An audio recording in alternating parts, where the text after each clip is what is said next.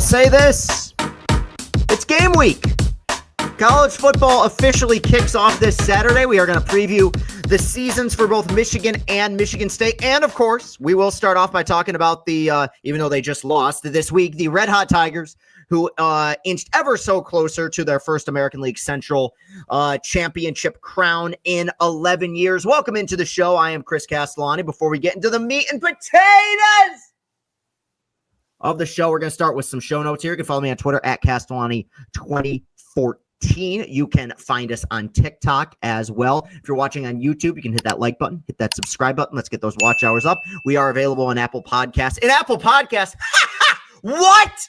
We are available in audio form on Apple Podcasts, and we are available in audio form on Spotify. And, of course, one of the sexiest non-pornographic websites there is, CastellaniContent.com, being updated every single day with the content that Austin and I create. Like I said, we are going to be talking a heavy amount of college football. The Lions played a preseason game. Isaac Tesla is going to be really good. Hendon Hooker stinks. I don't want to reiterate the same points. I'm not doing my job correctly, but you guys know how I feel about preseason NFL football. I think we've seen everything we want to see. I will do a full season breakdown of what I think the Lions are going to look like next week before they kick off their season in Lambeau Field against the Green Bay Packers.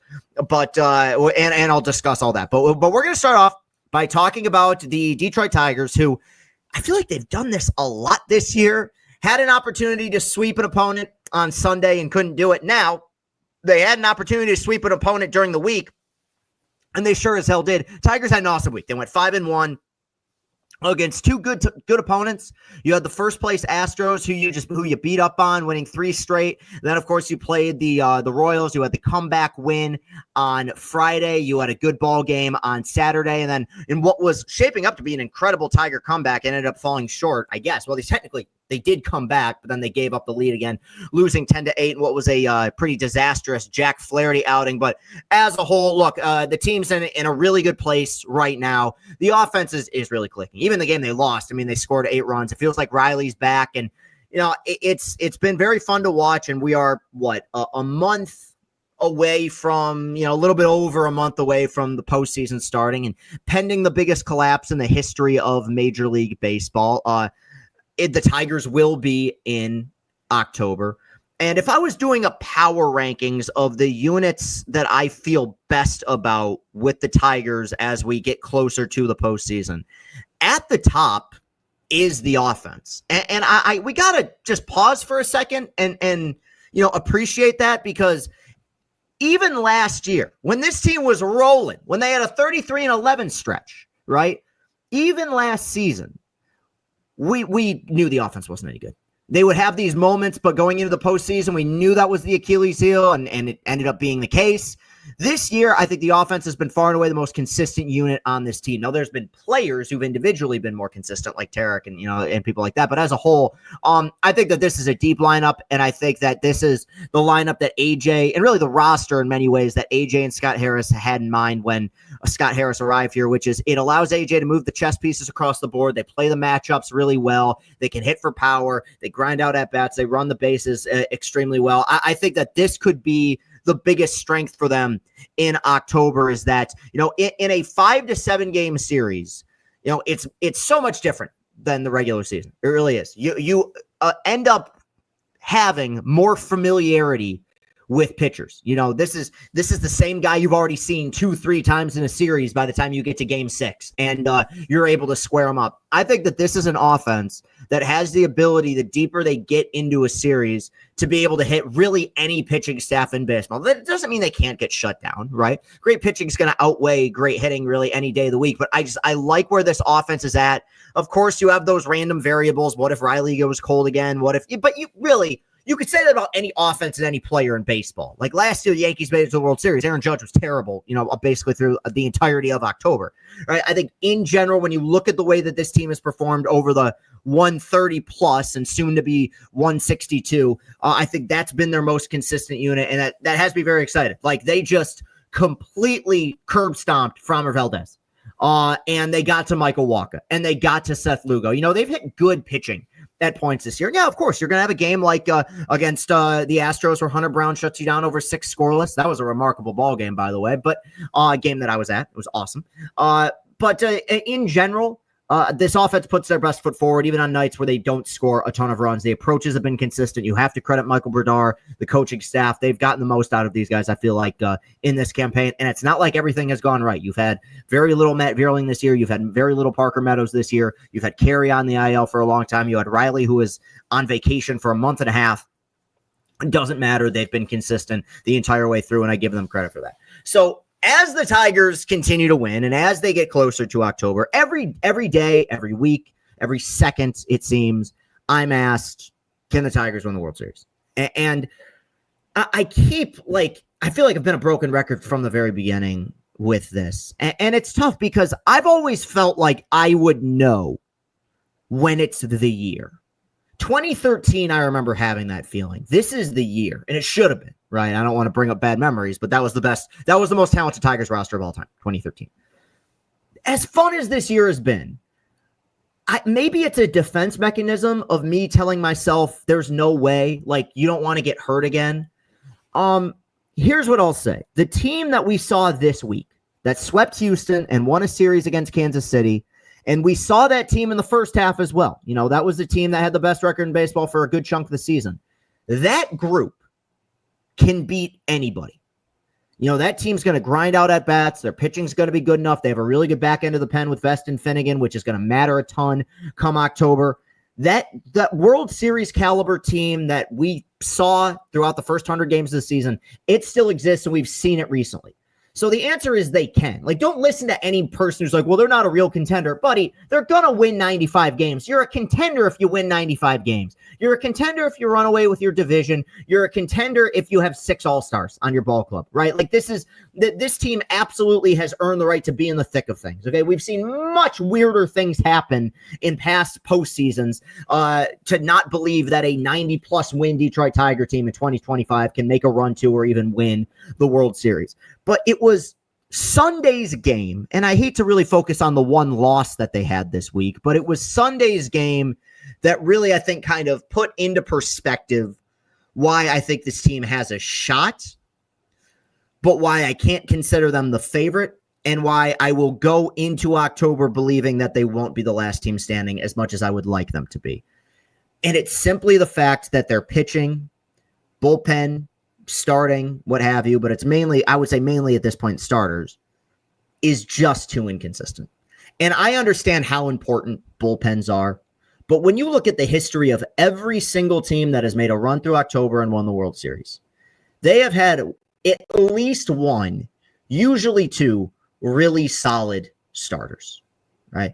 And it's not a guarantee that those guys are going to go 6, 7 scoreless every single outing, but they're always able to give you some length. They keep the bullpen fresh to a point where you don't have to worry about overusing all of your high leverage guys because you're going to play a lot of close games in October.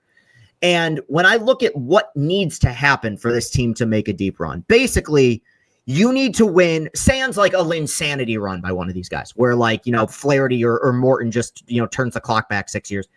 In general, in terms of the likelihood of these things happening, you basically can't lose a Skubal start, which means Tarek will face 5, maybe even 6 really good lineups in October, or he'll face 6 good teams, or 3 good teams twice, however you want to define it, and they'll need to win all those games. That's tough to do in the regular season. It's even tougher to do in October. You will need Veston Finnegan to pitch the way that they've pitched since Finnegan got acquired, which is basically being shut down 8th and 9th, but in the postseason, you could stretch it a little bit. You could get 9 outs between those 2 guys with the off days and everything. They'll need to continue to be great. Is that possible? Yeah. Likely? I don't know. But it's possible. What is less possible to me is that at some point, you're going to need a great outing. Not, okay, that was enough. Not, hey, he gave us this good 4 innings. He gave us the first time through the order. You're going to need a really good outing from Flaherty or Morton or Mize if you use them, or an immaculate bullpen day, what have you. You'll probably need more than one, right? Like even last year, when you look at the Dodgers, well, they didn't necessarily have one guy that rolled through October. You had two really good Flaherty starts. You had two excellent Yamamoto starts, and you had one really good Buehler start. That's enough, right? Everything else, you can play the matchups. The bullpen's going to come in, shut things down, and then your offense, can kind of slug their way and grind their way to victories in the postseason after that. Once you get past Tarek, and it's a conversation I've had with Evan Petzold, it's a conversation I've had with a lot of people, there's a chance we could get a 6-inning scoreless outing from Jack Flaherty in game 2, 3, what have you, of a postseason series. It is also every bit as likely in his next outing, he's going to go 2/3 of an inning giving up 6 runs. This is the player he's been all season. Morton has been pretty darn good since you got him. Morton's 41 years old, and prior to being acquired here was having one of the worst seasons of his career. I know that it was mainly on the front part of the season, but those outings still existed. He even got moved to the bullpen in Baltimore. They don't have any starting pitching, and he got moved to the bullpen, right? Mize, I don't want to beat a dead horse here. Mize, I think, is just, Ed, the less you see of Mize in October, the better.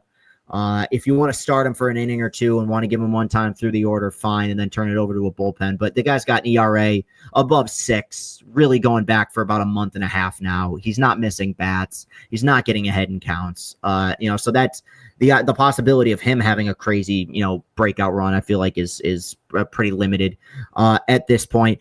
I feel like I've had this same segment before, but I said last week, I think they just don't have the horses. And okay, sure, that's legitimate compared to some of the other rosters in baseball. I should have done a better job of explaining it. And Sunday's game really kind of put it into perspective of when this team is rolling, as they were this week, and we saw this week, we saw a great Flaherty start, and a great Morton start, and a great Skubal start, and we saw this team come together, and you went, wow, that's 5 wins in a row. Every guy did something, through the order. Paddock got a win. Mize, they had a comeback victory. Everybody else is brilliant in their starts. And you could probably make it to the ALCS, hell, maybe even the World Series, playing that kind of baseball. But the deeper you get, the more consistency you're going to need. And I don't trust Flaherty or Morton as far as I can throw them. And if they aren't executing and they can't give you some length, at this point, I'm not trusting Holton or Canely or Montero. The guys that I have faith in are on the back end. And as I've brought up in the past, you can't worry about closing down games late if you don't have a lead.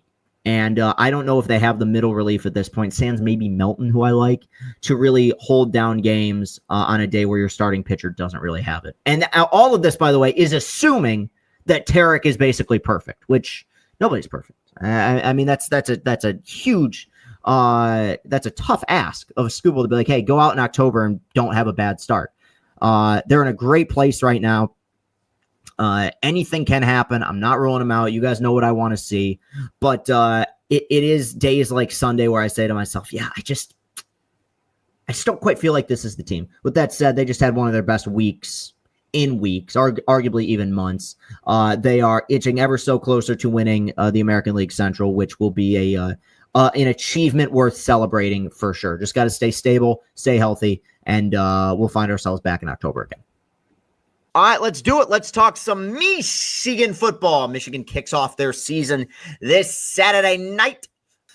It is the official kickoff of college football. Week 0 does not count, though at this time next year I'll be recapping a game that Michigan will have played in Frankfurt, Germany against Western Michigan. We'll cross that bridge when we get to it. All right, Michigan football, it's time. We've had so much discussion about what this team's going to look like on the field. We've had much discussion about things that have been going on off the field. Michigan comes into the season. I've seen them ranked 14th. I've seen them 15th. It kind of depends where you look, but in that 10 to 20 range coming into the year. And I guess that's where I'll start and say, I think that the expectations for this Michigan football team this season are very fair. And I think that in many ways, it's a good place to be because last year you're coming off of a national championship. There is literally nowhere to go but down. Unless you're going to stay number 1 the entire season and go 15-0 again, you're setting yourself up for a disappointment. And there was disappointment a year ago. The years before that, the expectations were astronomical. I mean, 2023, it was essentially go win the Natty or the season's a disappointment.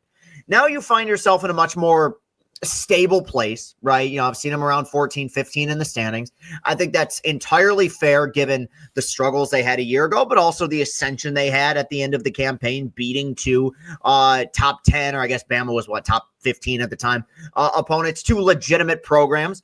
And now you enter this season with a lot more hype than I think people would have expected after that 5-5 start a year ago. And, it kind of starts with what was the biggest issue a season ago and what many people are viewing as potentially the biggest breakthrough this season, and that is the quarterback position. Obviously, look, the quarterback play a year ago at Michigan was historically bad. I mean, every time that I talk about how bad the quarterback play is, or I'm reminded of it, I hear a statistic that blows my mind. We had Anthony Broom on Chris and Company, and he brought up the fact that including service academies, this was the only D1 program a year ago that did not have a pass play of 40 yards or more.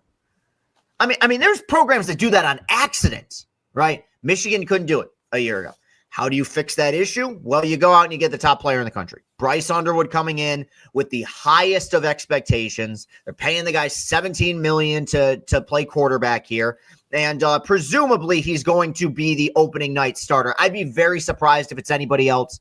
I do think that this was more of an open competition when Mikey Keene was brought in, but I also think that him missing the time that he did in spring really hurt him. And look, you know what? Honestly, if Bryce Underwood is either banged up or underperforming, you go to Mikey Keene in a pinch. That's not a bad place to be. I mean, a year ago, this program had 0 quarterbacks. So Mikey Keene has been established. He's played D1. He's played, started, I think, 2 or 3 years at Fresno State. I'm not saying the guy's necessarily a star, but if you got him holding a clipboard and coming off the bench, you could definitely do a lot worse. Look, expectations for Bryce Underwood are insane. They're through the roof. And this ain't my first rodeo. It's not my first rodeo at Michigan. It's not my first rodeo in college football. And like, you see these guys every few years, these 5-star quarterbacks come in with hype that just shoots up towards the sky, and I've seen it at Michigan. I've seen it everywhere. And every so often you'll have someone who steps on campus and right away is just the dude. They just perform. The Trevor Lawrences of the world. I know these guys were red-shirted, but the Jameis Winstons, the Johnny Manziels, these freshman phenoms who just come in right away and they have a massive impact on their program. On the flip side, just to play devil's advocate here, I've seen Tate Martell. I've seen DJU. I've seen these guys that were believed to be the next big things, and they just never really materialized. In the case of DJU, I mean, he flat out got worse, right? As far as Bryce is concerned, I think that there will be moments this year in which he's going to look like a freshman, which under normal circumstances, and by normal circumstances, I mean the past universe of college football, wouldn't be a big deal. There's pressure on him, and there is a target on his back. Every time that this guy throws an interception, every time he plays an off game, which he's going to play an off game, it's just the nature of the beast, there's going to be people clamoring that he's overhyped, or I guess for the first time really in college football history, overpaid as an amateur athlete. So part of me in that way feels kind of bad for him. Though I don't know, the guy's he probably has 17 million reasons for me not to feel bad for him. There's so much focus on the quarterback position. And the quarterback position in this particular instance greatly impacts what the ceiling of this team is. Hypothetically, let's say Bryce Underwood comes in here and he is every bit as good, every bit as mobile, and every bit as polished as J.J. McCarthy was the year that Michigan won the national championship. Well, all of a sudden, we're talking about a top 15 team that could end up being a top 5 team. Really. I mean, if he's not turning the ball over and he's extending plays and he's accurate and he's reading defenses correctly, changes everything. It's no knock against him. This is a hard game, and it's a game that humbles you. It's the same thing that we go through with prospects in baseball, where guys are top draft picks. They're the number 1 prospects coming up, and we expect them to hit right away. This game's going to humble you.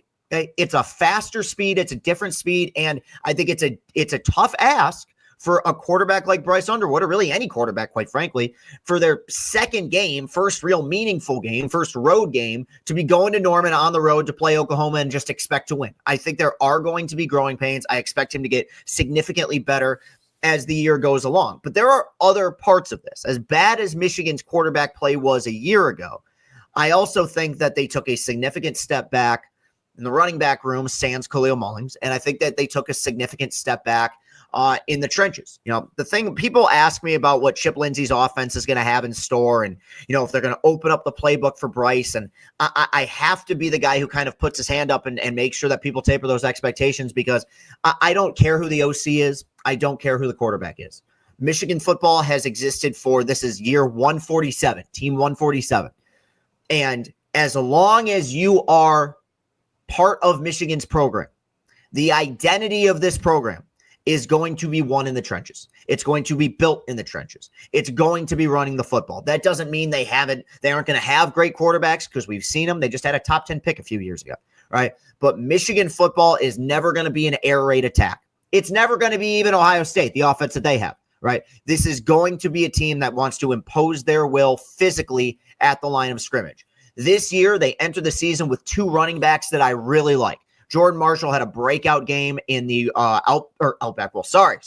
Again, old time of college football. The ReliaQuest Bowl against Bama.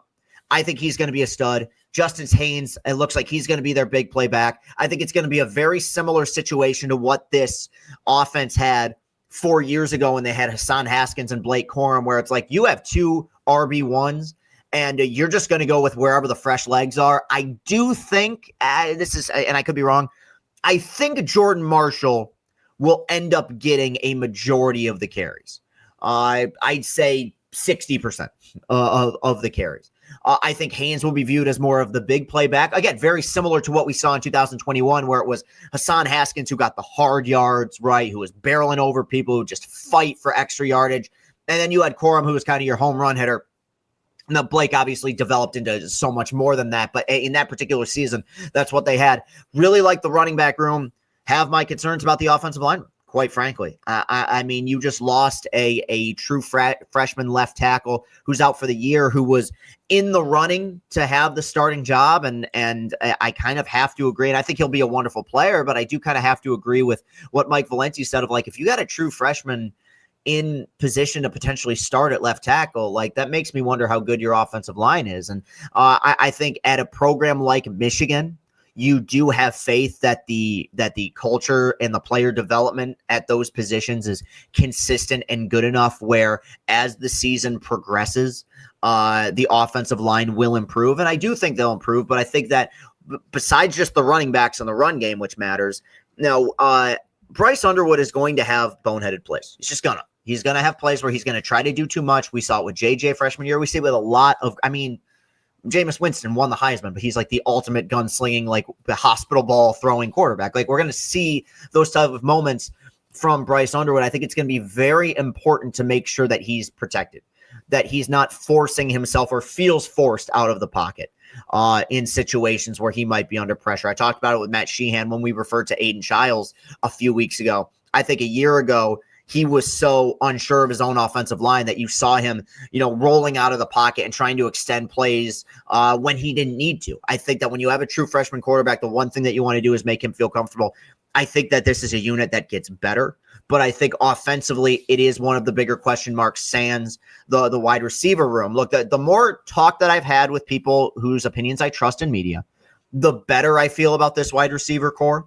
I think that McCauley, the transfer from Indiana, will be their go-to guy. And if that's the case, okay, then, you use Samaj more in the slot. You have two tight ends that I quite like. You do have some weapons. I'm not even saying it's more so something that needs to be fully addressed this season, right? Because you are coming off of what was a very disappointing year offensively, especially with the passing attack. But I've brought it up multiple times. This program has not had 1,000-yard receiver since Jeremy Gallen. And I really don't think they've had hey, man, we're going to throw it up to you. We're going to throw you a fade route one-on-one, kind of Braylon Edwards type receiver in a very long time. I don't know if this receiving core is going to be the group that changes that. But I do think that there's enough weapons and enough pieces where by committee they can kind of make it work. Similar to several years ago, like Roman Wilson was the guy.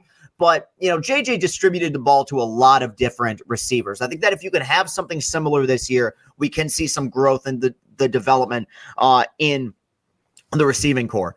The unit that I feel best about, sans the place kicker. I mean, Zavada's the biggest stud in the world. This defense is going to be so good. And it's not just how they ended last season. I think it's how they ended last season and kind of the simplification of the schemes. But, what matters in this game is consistency, whether it's maintaining the same coordinators, but even beyond that, it's maintaining the same players. And the fact that this program has Rod Moore coming back from injury. They got Makari Page back. They got Ernest Hausman back. They got Derek Moore back. I mean, this is a hungry, experienced defense. I think that they're going to get to the quarterback. I think they're going to force turnovers. And it's something I talked about with Anthony several weeks ago. There will be growing pains with this offense, as is just natural with a true freshman quarterback. This team is going to give themselves a fighter's chance in every ball game because I just don't see their defense getting popped that often. They're going to give up points, but we're talking those games like in the, not to bring up traumatic memories, but like the Ohio State games in the Don Brown era where it's like, doesn't matter how good your defense is, schematically, you're completely outgunned.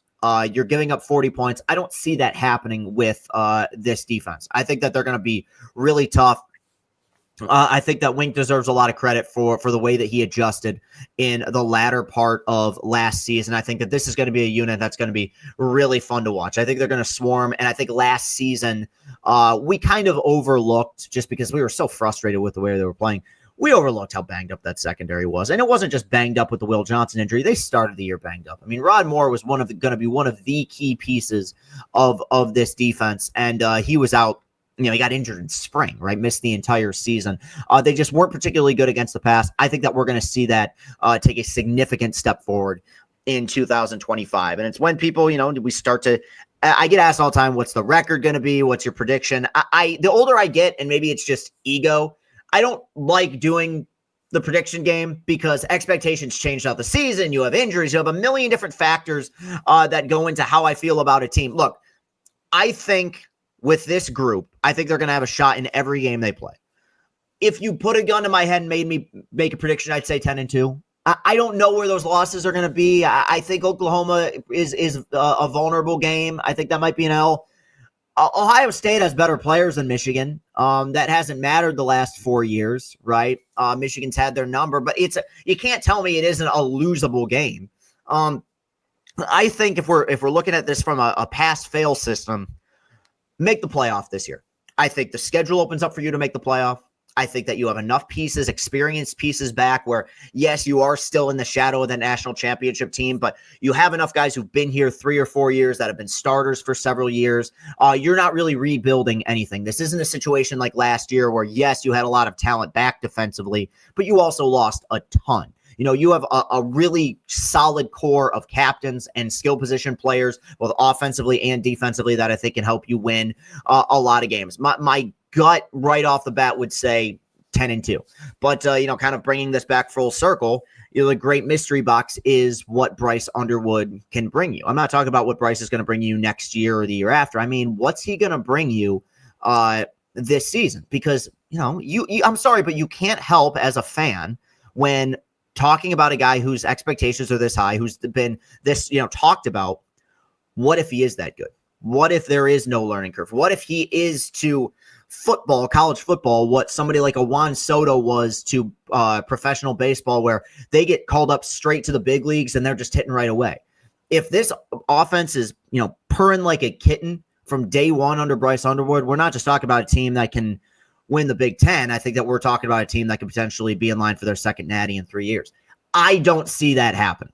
I think that there will be other teams that get in the way. I think that there will be something of a learning curve with Bryce, but I think his ceiling remains incredibly high. I'm excited, man. I really am. I know that last season was kind of weird and wonky, but I think that this is a group that's going to be hungry. I think that they're going to play like they have something to prove this year. The schedule is, I think, easier, though there are tough, losable games on the schedule. It should be a lot of fun. I would say that it is, and this will be my last point, it's a big year for Sherrone Moore. I think that there is, because of how last season ended and because of what they lost from the previous season, the fan base is willing to give Sherrone Moore a collective mulligan for a lot of what happened last year. Now, I understand Sherrone obviously won't be on the sidelines for the first 2 games, but it's his team, right? It's his group. I think that there was a collective mulligan given because the quarterback play was god awful, because you ended up finishing the year strong. You lost so much from the previous season. A lot of those, how do I put this? I'm sorry, I'm stumbling over my words now. What in the world? I talk for a living. A lot of those excuses are not going to exist in 2025. If there's another 8-5 season, every ounce of goodwill that was built up over how they finished last season goes away. I mean, I know how Michigan football fans work. If they get beat soundly by Oklahoma, all of a sudden people are going to be out for blood again. I mean, it's just how this fan base operates. What's strange with Sherrone, and it's not me doubting him necessarily, I think it's me being completely fair. We don't really know if Sherrone Moore is an excellent coach yet or a good coach. We saw him do some really good things down the stretch a year ago. But I think generally speaking, it is year 2 with coaches, really even year 3, depending on what situation you inherit. But I think with Sherrone, year 2 is appropriate in the modern age, where you find out what they're made of. And so it is important. I think anything below 9-3, you get very concerned. And you know, he's not going to get fired or anything, but you start to have that discussion about whether or not he is the perfect guy for the job. But right now, look, it's full faith. I'm not going to call it the honeymoon period, but I think there are still you have to allow a coach the opportunity to build his program. And for all the steps backward that were taken last year, they finished very strong. You come in with an excellent recruiting class, the top rated player in the country. Let's go to work. Let's kick some ass. Yeah, looking forward to it. Go Blue. All right, now on the flip side, let's talk about some Michigan State football. Obviously, I'll spend a little bit less time on this. Allegiances have something to do with this. I know just less about Michigan State than I do about Michigan, but I also think that Michigan State is kind of a difficult team to talk about this year because I think the collective just feeling amongst their fans and amongst really anyone that's covering them or following them is it's a maybe, it's a could be something, it's a we'll see, really. I did not feel that year 1 under Jonathan Smith inspired a whole lot of confidence. And I understand that there were injuries and I understand what he inherited. I get all of that, but I also remember how bad this team looked the last several games of the season and how, I mean, Rutgers boat raced them in East Lansing. Purdue, who last year had one of the worst teams in the history of the Big Ten, almost knocked them off in East Lansing. It was not a particularly inspired effort down the stretch. And again, I understand guys were banged up. It was year 1. I think that this is a huge year for Jonathan Smith. And it's something that I talked about. And for Jay Batt, the AD, because it's something I talked about with Matt Sheehan. I think Michigan State fans' expectations are very fair currently with their program, which is I don't need 10-2. This year, we're not thinking college football playoff, right? But I think back to what D'Antonio did in year 2. And this might be unfair because D'Antonio is the best coach they've ever had. But you know what? He's the only coach in my lifetime that's actually had like legitimate success at Michigan State to a point where, you know, he took them to the place where Spartan fans wanted them to be. You know, you're going to be living in that shadow forever. In his second year, he went 9-4, right? They didn't win the Big Ten, but they beat Michigan for the first time in, I think, since 2001 at that point. It'd been 7 years. And it was very clear that the program was moving in a very stable, good direction. I think stable is the right word because that was a program at the time knew nothing but instability. I think what fans are looking for with Jonathan Smith this year is, like I said, not to go 10-2. It's to see a program that going forward has the ability to put themselves consistently in the running to make the college football playoff year in and year out. I don't know if we see that this year. And again, it's a major, I don't know. It's a roll of the dice. Now, they added a lot in the portal. Some of it seemed like legitimate pickups. Some of it didn't. You have another year of Aiden Childs, who I still think has an incredibly high ceiling, but also forced a lot of throws last year, committed a lot of turnovers. I think the biggest question mark is the fact that, you know, it's clear the identity that Jonathan Smith wants to establish. It's what he established in I was about to say Cornwallis, in Corvallis. He likes to run the football. I don't know if this team has it in the trenches to be able to do that consistently. And if you are a ball club that finds yourselves behind early on in games and not able to establish the line of scrimmage, you know, a popular bet that I've seen thrown out there is people saying Aiden Childs is going to lead the Big Ten in passing. If that happens, that's bad for Michigan State in my opinion, because it means that you're playing from behind in every game and he's got to air it out 45, 50 times. And that's not me questioning his ability or his talent. It's the same thing with Michigan. Like, it goes against the identity of the football program that you're trying to create. I do think the one major positive, even though there are concerns with the O-line, is that there's weapons. You have a quarterback who's at least capable. He's going to have to develop. He's going to have to come along, but the arm's there. The talent is there. The poise is there. You have a good receiving core, and you have speed with your receiving core. It's not just Nick Marsh. It's guys that you went out. You got the guy from Kent State who I think is going to contribute for you. That's important, because I think that Michigan State, when you look at their heyday, they had some pretty darn good receivers, and I think Nick Marsh kind of set the tone a year ago of what he can be. I think he's going to take another step forward here in 2025. On the other side of things, I think that the Joe Rossi hire as their DC was a good hire, but you kind of look at where things are right now, and Matt brought it up when we talked to him. It's, you need to be able to get to the quarterback, and you need to be tough physically. And this was a program that went 6 games in a row last year without recording a sack. Now, do I think that they do that again this season? No, which, okay, what an accomplishment.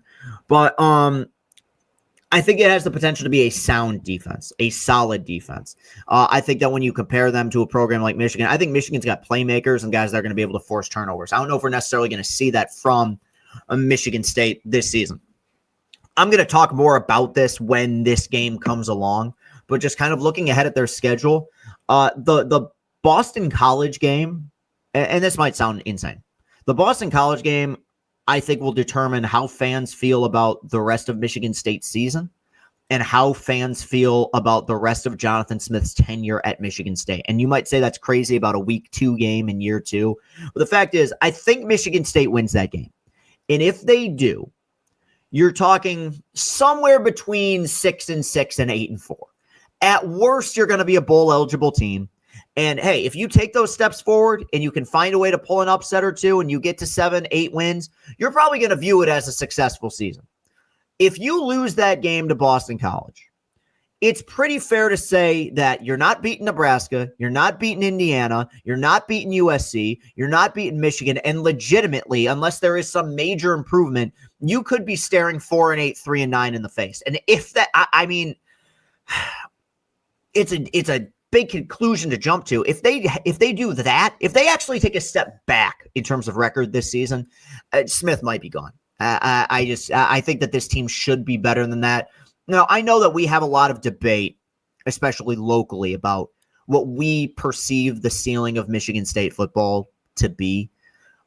They shouldn't be going 4-8. They shouldn't be going 5-7, which is what they've done the last 2 years. They went 4-8 in 23, 5-7 a year ago. And I understand the circumstances and Tucker left the cupboard kind of bare. I get it, but this is year 2 in the modern age of college football where you can poach the portal as much as you want. It's an important season. I think that they will fall somewhere between where their fans want them to be and whatever their floor is. I would say 6-6. I think that they'll find a way to sneak into a bowl game. And if that's the case, assuming that one of those wins isn't a signature win like at Iowa or at home against Michigan, how will the fan base feel? I think the fan base will feel that it's not good enough. I think the fan base will see a coach that will be allowed to coach a third year, but it's about the direction that you're headed. And I think that if Michigan State fans don't come away from this season feeling as though they're trending towards that of being a program that can consistently fight for a spot in the college football playoff, I don't think they're going to feel good. And it's a 6-6 won't get them fired, but I think it's going to leave a lot of people disappointed. Kind of a short analysis, I guess, but that's technically kind of where I stand on the program right now. And you know what? Look, Smith did a very good job at Oregon State. And there's I'm not going to call it a high percentage chance, but there's definitely a percentage chance that we, figuratively tear up this prediction, this assessment several weeks into the season. The year 2 is where D'Antonio took a big step. It's where a lot of programs take big steps. It's not out of the realm of possibility that he does a very good job here. I just look at the roster and what they have, and I see pieces. I see some skill position players, but I'm not seeing the physicality, the horses or the toughness really on either one of the lines to make me think that this is going to be a program that takes a big step forward in 2025. If I'm wrong, I'll admit that I'm wrong, but that's just where I stand. All right, well, that's going to do it for today's episode. Probably a bit of a longer episode, but shit. I mean, we are entering just a spectacular time of year, really weather-wise, but we're entering a spectacular time of year for sports. We have a great baseball team. We have competitive football teams that are about to kick off their season. There are going to be longer shows. I mean, that there is a legitimate, a very good shot that we are going to be doing shows for Tigers postseason run, Lions in the thick of things, Michigan in the thick of things. It's very, very exciting. Wonderful time of year. And as much as I have loved and truly enjoyed breaking down and talking about the Tigers all throughout this summer, and that's not going to change, to be able to mix it up a little bit, have some variety, I think it's going to be awesome. So you can follow me on Twitter at Castellani2014. We're on TikTok as well, trying to get to 10K by the end of the year. It looks like we're going to do that, but never count your chickens before they hatch. So please follow me on that platform. If you're watching on YouTube, hit that like button, hit that subscribe button. We're available in audio form on Apple Podcasts. We are available in audio form on Spotify. And of course, CastellaniContent.com is being updated every single day with the content that Austin and I create. Beautifully put together archives of I'll Say This, archives of Chris and Company, archives of Detroit Tiger post-game videos. And of course, much love and appreciation to my producer and friend Austin, who continues to push me in the best ways and help us out any way that he can. We feel like we're in a very good place, and a lot of that has to do with the fact the Tigers played very well. But it's about connecting and networking with the people in this state, the people in the city of Detroit. I want to make sure that your guys' voices feel heard through what we do. And I hope that we've been able to do that. So I will talk to you again. We'll be back with the Chris and Company later this week. Till then, have a great rest of your day, everybody. Peace and happiness.